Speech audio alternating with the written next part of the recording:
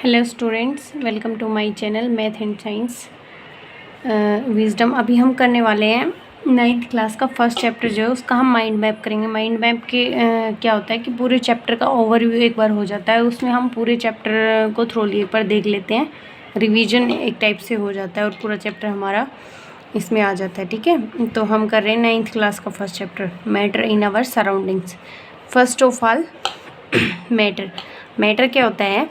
कोई भी चीज़ जिसके पास मास है और जो भी कोई स्पेस ऑक्यूपाई करता है, मतलब कोई जगह लेता है, तो उसको हम मैटर बोलते हैं। मैटर की डेफिनेशन होती है हमारे पास। ठीक है, फिर इस चैप्टर में हमारे पास क्या आ जाता है कि सबसे पहले स्टेट्स ऑफ मैटर कौन सी होती हैं। ठीक है, तो स्टेट्स ऑफ मैटर पता है हमें 3 होती हैं बेसिकली, तो सॉलिड, लिक्विड और गैस। लेकिन अभी लेटेस्ट अगर हम देखें तो मैटर की स्टेट्स हमारे पास 5 हो गई हैं: सॉलिड, लिक्विड, गैस, प्लाज्मा और बोस आइंस्टाइन कंडेंसेट। लेकिन हमें अभी तक यहाँ तक जैसे सॉलिड, लिक्विड, गैस, इनके बारे में ही हमें ज़्यादा इसमें करना होता है। ठीक है, तो सॉलिड्स क्या होते हैं? सबसे पहले सॉलिड्स होते हैं जिनके पास डेफिनेट शेप होती है, डेफिनेट वॉल्यूम होता है। ठीक है, मतलब उनका फिक्स रहता है शेप भी और वॉल्यूम भी, और वो फ्लो नहीं कर सकते हैं। और जो उसके पार्टिकल्स होते हैं ना सॉलिड्स के, वो बहुत ही क्लोजली पैक्ड होते हैं। ठीक है, इंटरमोलिकुलर फोर्स भी उनके अंदर मैक्सिमम होता है और इंटरमोलिकुलर स्पेसिंग बिल्कुल कम होती है। ठीक है, इनकम्प्रेसिबल होते हैं। इसके एग्जांपल अगर हम देखेंगे तो टेबल और चेयर हम कह सकते हैं कि इसके एग्जांपल है। ठीक है, और फिर हम बात करते हैं लिक्विड की।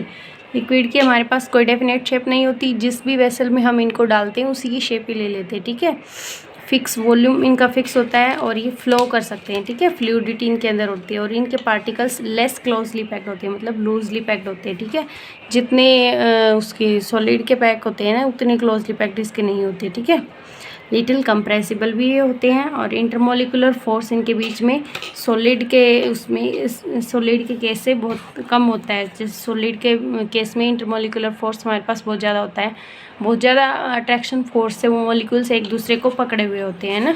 जैसे ऐसे ये सॉलिड हमारे पास बिल्कुल क्लोजली पैक्ड ही होते हैं और उनके बीच में इंटरमोलिकुलर फोर्स बहुत ही ज़्यादा होता है, जिसको तोड़ना बहुत मुश्किल होता है। ठीक है, और लिक्विड जो होते हैं उसके पार्टिकल्स हमारे पास थोड़ी दूर दूर से होते हैं, तो उनके बीच में अट्रैक्शन फोर्स भी थोड़ा सा कम होता है, तो स्पेस इनके बीच में होती है, इंटरमोलिकुलर स्पेस होता है और इंटरमोलिकुलर फोर्स इनके बीच में कम होता है। फिर हम बात करते हैं गैसेस की। गैस का क्या होता है कि उनकी शेप कोई डेफिनेट शेप नहीं होती है, ना ही उनका फिक्स वॉल्यूम होता है। जिस भी वेसल में हम उनको डालते हैं वहाँ पे वो मैक्सिमम स्पेस अपना ऑक्यूपाई कर लेते हैं। ठीक है, कैन फ्लो, और इसके पार्टिकल्स हैं वेरी लूजली पैक्ड होते हैं। ठीक है, बहुत ही दूर दूर इसके पार्टिकल्स होते हैं, जैसे ये दिख रहा है, इनके बीच में स्पेसिंग बहुत ज़्यादा होती है, फोर्स बहुत ही कम होता है। ठीक है, और हाईली कंप्रेसिबल गैस होती हैं। ठीक है, इसके एग्जांपल हम देखेंगे, एयर, स्मोक, ये सब हो गए हैं ना, और जो वेपर्स वगैरह होते हैं वो भी इसी के एग्जांपल हो गए। ठीक है, उसके बाद फिर हम आते हैं कि सबसे पहले हम करेंगे मैटर जो हमारा वो किससे मिलकर बना होता है? मैटर हमारा पार्टिकल से मिलकर बना होता है, और ये जो पार्टिकल्स होते हैं ना, इनकी कुछ प्रॉपर्टीज़ होती हैं। ठीक है, वो प्रॉपर्टीज़ भी हमें यहाँ पे देखनी है। ठीक है, पार्टिकल्स होते हैं जो इसके मैटर के, वो कंटिन्यूसली हमारे मूव करते रहते हैं। पार्टिकल्स आर कंटिन्यूसली मूविंग, जिसकी वजह से उनके पास काइनेटिक एनर्जी भी होती है। काइनेटिक एनर्जी हमें पता है मूवमेंट की वजह से होती है। मूवमेंट ऑफ पार्टिकल्स की वजह से जो एनर्जी होती है वो काइनेटिक एनर्जी होती है। तो मैटर के पार्टिकल्स हमारे मूव करते रहते हैं तो काइनेटिक एनर्जी भी होती है। ठीक है, और ये काइनेटिक एनर्जी जो है सॉलिड के केस में कम होती है और लिक्विड के केस में थोड़ी सी ज़्यादा, और गैसेस के पास काइनेटिक एनर्जी बहुत ज़्यादा होती है, क्योंकि वो लूजली बाउंड होती है, इजीली इधर उधर मूव कर सकते हैं, तो ज़्यादा मूवमेंट तो ज़्यादा काइनेटिक एनर्जी। ओके, फिर particles have space between them. जो पार्टिकल्स होते हैं उनके बीच में स्पेस होता है, जैसे गैस के बीच में ज़्यादा होता है, लिक्विड्स के बीच में कम होता है, सॉलिड्स के बीच में ना के बराबर होता है। ठीक है, particles of matter attract each other, और इनके बीच में अट्रैक्शन फोर्स होता है। जो मैटर के पार्टिकल्स होते हैं उनके बीच में अट्रैक्शन फोर्स होता है। लिक्विड के केस में सॉलिड के केस में हमारे पास मैक्सिमम होता है अट्रैक्शन, लिक्विड के केस में उससे कम होता है, और गैस के केस में सबसे कम होता है। ठीक है, फिर हम बात करते हैं change of state of matter. ठीक है, जो ये मैटर की स्टेट होती हैं, लिक्विड, सॉलिड, गैस और प्लाज्मा, बोस आइंस्टाइन कंडेंसेट, ये इंटरचेंजेबल होती हैं सारे। ठीक है, तो इनको हम इंटरचेंज कैसे कर सकते हैं, या तो हम उसके ऊपर प्रेशर अप्लाई करेंगे या तो फिर टेम्परेचर अप्लाई करेंगे, ठीक है। और प्रेशर जब हम अप्लाई करते हैं तो सॉलिड्स के ऊपर कोई इफेक्ट नहीं पड़ता है, ठीक है, वो इनकम्प्रेसिबल होते हैं। लिक्विड्स हैं उनके ऊपर भी कोई इफेक्ट नहीं पड़ता है। हाँ, लेकिन गैसेस जो हैं वो हमारी कंप्रेस हो जाती हैं। जैसे कि ये एक कंटेनर है हमारे पास और इसके ऊपर हमने मान लो पिस्टन लगाया है और इसके अंदर गैस मॉलिक्यूल्स हैं, तो हम पिस्टन को दबाते हैं तो प्रेशर इंक्रीज़ होगा, प्रेशर इंक्रीज़ होगा तो प्रेशर अप्लाई करेंगे तो इसके जो गैस के मॉलिक्यूल्स हैं वो लिक्विड फॉर्म में भी आ जाते हैं। जैसे एलपीजी होती है हमारी, लिक्विफाइड पेट्रोलियम गैस होती है ना, वो तो वो गैस होती है जिसको हम कंप्रेस करके सिलेंडर के अंदर भरते हैं, वो लिक्विफाइड होती है, ठीक है। तो वो कंप्रेसिबल होती हैं, इसी प्रॉपर्टी की वजह से हम उसको सिलेंडर में भर पाते हैं, ठीक है। और वो जैसे सिलेंडर को हम ऐसे मूव करते हैं तो उसमें लिक्विड जैसे आ जाती है ना, वो इसलिए आती है क्योंकि इसके अंदर जो गैस है वो लिक्विड फॉर्म में हो गई होती है, ठीक है। प्रेशर अप्लाई करने की वजह से जो गैस है हमारी वो लिक्विड में कन्वर्ट हो जाती है। फिर हम बात करते हैं इफ़ेक्ट ऑफ टेम्परेचर। टेम्परेचर का भी हमारे पास इफ़ेक्ट पड़ता है, उसकी वजह से भी हमारी स्टेट चेंज हो जाती है, ठीक है। जब हम टेम्परेचर को इंक्रीज़ करते हैं तो जो हमारे सॉलिड हैं वो लिक्विड में कन्वर्ट हो जाते हैं, ठीक है। टेम्परेचर को इंक्रीज करने से वो मेल्ट हो जाएंगे, बॉयल हो जाएंगे। जैसे कि ये है आइस है हमारी, वो भी हम उसको जब टेम्परेचर बढ़ाते हैं तो वो किस में वाटर में कन्वर्ट हो जाती है, लिक्विड फॉर्म में कन्वर्ट हो जाती है। ऐसे जब टेम्परेचर को हम डिक्रीज़ करते हैं तो जो हमारे लिक्विड हैं वो सॉलिड में कन्वर्ट हो जाते हैं, है ना। जैसे कि फ्रीज करेंगे हम वाटर को तो किस में चेंज हो जाएगा, वो आइस में चेंज हो जाएगा, ठीक है। ये हमारे पास इंटरचेंज ऑफ स्टेट्स था, ठीक है। इसके बाद हमारे पास कुछ और इसमें थोड़ा रह जाता है, जैसे कि हम इस डायग्राम के थ्रू भी हम देख सकते हैं ये सब चीज़ें, जैसे लिक्विड को सॉलिड में, सॉलिड को गैस में, इनका इंटरकन्वर्जन कैसे होता है। जैसे सॉलिड है हमारे पास, ठीक है, उसको हम गैस में अगर वो कन्वर्ट हो रहा है तो वो सब्लिमेशन होता है, ठीक है। सब्लिमेशन का एग्जांपल हमारे पास होता है जैसे कि सॉलिड से जो डायरेक्ट गैस में कन्वर्ट होता है, जैसे कैम्फूर जिसको हम बोलते हैं ना, वो उसको जब हम हीट करते हैं तो वो डायरेक्ट गैस में कन्वर्ट हो जाता है, ठीक है।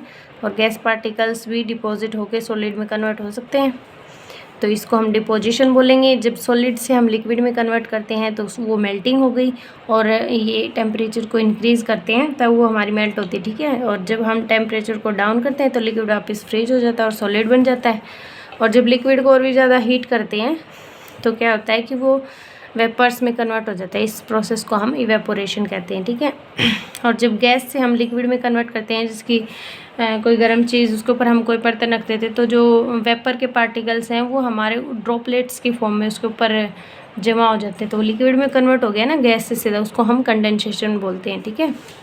और अभी हम देखेंगे एक हमारे पास इवेपोरेशन की प्रोसेस होती है, ठीक है। इवेपोरेशन क्या होता है कि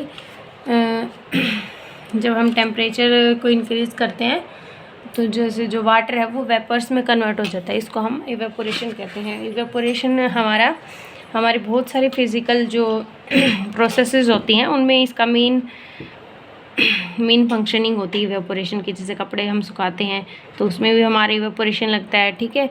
पानी है जो हमारा ठंडा होता है घड़े के अंदर, उसमें भी हमारी इवेपोरेशन होता है, ठीक है। इवेपोरेशन के लिए हमारे पास कुछ फैक्टर्स हैं जो इवेपोरेशन को इफेक्ट करते हैं, जैसे कि एक्सपोज्ड सरफेस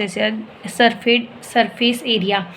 जैसे कि मान लो कपड़े हैं, कपड़ों को मान लो हम इकट्ठा करके रखेंगे तो वो इतने जल्दी वो नहीं सूख पाएंगे, उनके अंदर जो है थोड़े बहुत वो बीच में से गीले रह जाते हैं। लेकिन जब उसको हम फैला के सुखा देते हैं तो वो जल्दी इवेपोरेट हो जाता है उसका पानी, और पानी इवेपोरेट हो जाता है तो वो सूख जाते हैं। तो सरफेस एरिया जितना ज़्यादा होगा उतना ही ज़्यादा हमारे पास इवेपोरेशन होगा, ठीक है। इंक्रीज़ इन टेम्परेचर बढ़ाने से भी हमारे पास इवेपोरेशन की प्रोसेस इंक्रीज़ हो जाती है। जैसे कि सर्दियों में कपड़े थोड़े से लेट से सूखते हैं, लेकिन गर्मियों में धूप बहुत ज़्यादा होती है तो टेम्परेचर ज़्यादा होता है इन्वायरमेंट का, उसकी वजह से वो जल्दी सूख जाते हैं। ऐसे ही ह्यूमिडिटी मतलब अगर हमारे पास एयर में मॉइस्चर ऑलरेडी प्रेजेंट है तो भी हमारा इवेपोरेशन कम होता है, ठीक है। जैसे कि बारिश का मौसम जब आ गया तो एयर में ह्यूमिडिटी रहेगी तो कपड़े हमारे थोड़े लेट से सूखते हैं।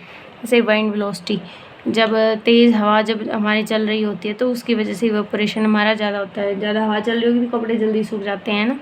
तो वाइंड वेलोसिटी का भी हमारा इवेपोरेशन के ऊपर इफ़ेक्ट पड़ता है। जितनी ज़्यादा वाइंड की वेलोसिटी होगी, हवा जितनी तेज़ हमारी होगी, उतना ही इवेपोरेशन हमारा जल्दी हुआ। इस इवेपोरेशन की प्रोसेस की वजह से हमारे पास इवेपोरेशन जो है उससे हमारे पास क्या होता है, इवेपोरेशन का इफेक्ट होता है कि कूलिंग, इवेपोरेशन की वजह से कूलिंग होती है। इसके पीछे कारण क्या होता है? इवेपोरेशन को क्या है कि वाटर को जो है वो इवेपोरेट होने के लिए क्या चाहिए होती है? हीट चाहिए होती है। हीट उसको मिल जाएगी तो वो जो वाटर है वो हमारा इवेपोरेट हो जाएगा, ठीक है।